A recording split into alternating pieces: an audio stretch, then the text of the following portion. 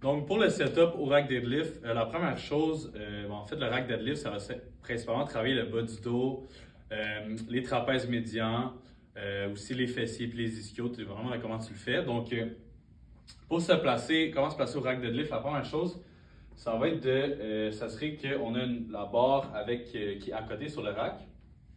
Donc, pour savoir la distance à quelle hauteur mettre la barre, donc ce qu'on veut, c'est que la barre arrive environ au mi-tibia, donc à la milieu du tibia pour l'exercice.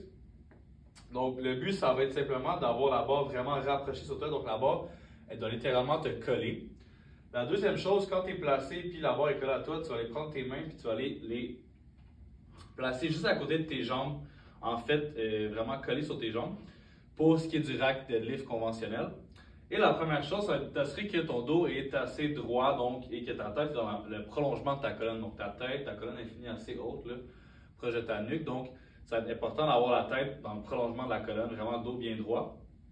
La première chose que tu vas faire avant de monter, tu vas t'assurer que tes omoplates sont bien collés ensemble. Donc les omoplates, on se rappelle, c'est deux os en arrière du dos, dans le haut du dos. Donc, ça veut dire qu'ils sont bien collés ensemble, comme si tu voulais coincer quelque chose avec tes omoplates.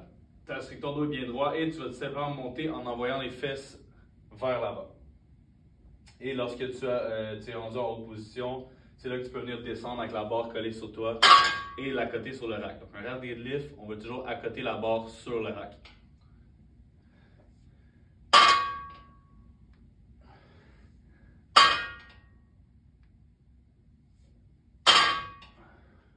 Il y a aussi la prise en snatch, donc ça se peut dans tes programmes, tu as la prise snatch grip, donc ça va venir chercher aussi les real dead, puis venir chercher encore plus le haut du dos.